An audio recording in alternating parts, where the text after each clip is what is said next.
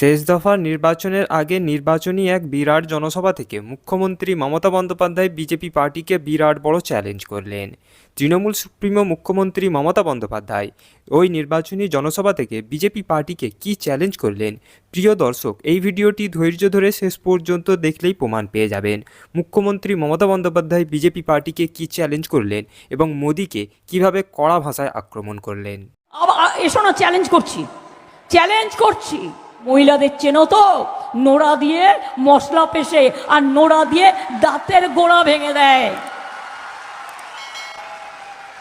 লক্ষ্মীর ভান্ডার তো চলবে, আর সারা জীবন 60 বছরে বন্ধ করব না, 60 বছর নয়, সারা জীবন পাবেন।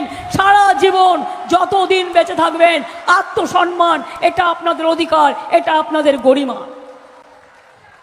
ছাত্র যৌবনরা আজকে বিনা পয়সায় পড়াশোনা করতে পারছে, 10 লাখ টাকা স্মার্ট কার্ড পাচ্ছে।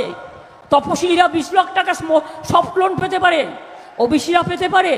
যা ইচ্ছে তাই করে যাচ্ছে। হঠাৎ করে কাজ নেই, কর্ম নেই, ভোট চলছে, 26,000 টিচার বাতিল। আমি বলেছিলাম করতে দেব না, সুপ্রিম কোর্ট পর্যন্ত গেছি।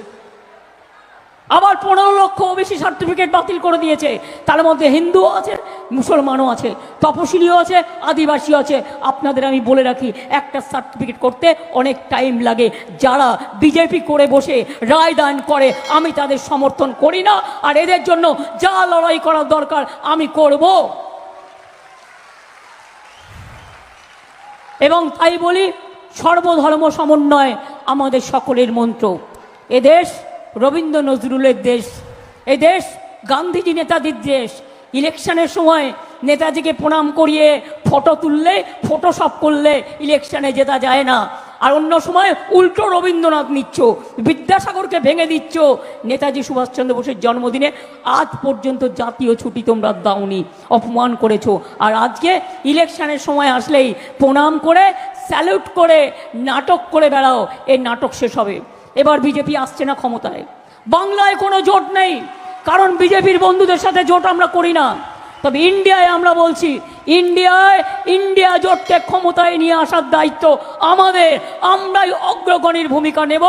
এবং এনআরসি, যদি ইন্ডিয়া জোট ক্ষমতায় আসে, এনআরসি বাতিল করে দেবো, ক্যাব বাতিল করে দেবো, ইউনিফর্ম সিভিল কোড বাতিল করে দেবো, এবং 100 দিনের কাজ আবার চালু করব।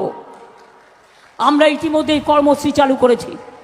50 দিনের কাজ তারা পাচ্ছেন, এবং 50 দিনের জায়গায় দরকার হলে 60 দিন পাবেন। বিজেপির কাছে পায়ের কাছে টাকা চাইতে হবে না, টাকা আমরা দেবো।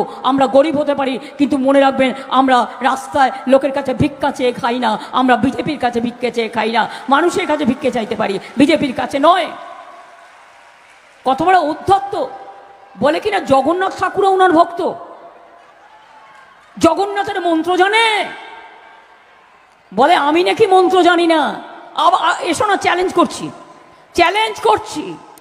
কটা মন্ত্র জানো? এসো, চ্যালেঞ্জ করছি। 100টা মন্ত্র মুখস্থ বলে দেবো। তুমি 5টা বলতে পারবে তো? 5টা বলতে পারবে তো? আমি জিজ্ঞেস করছি।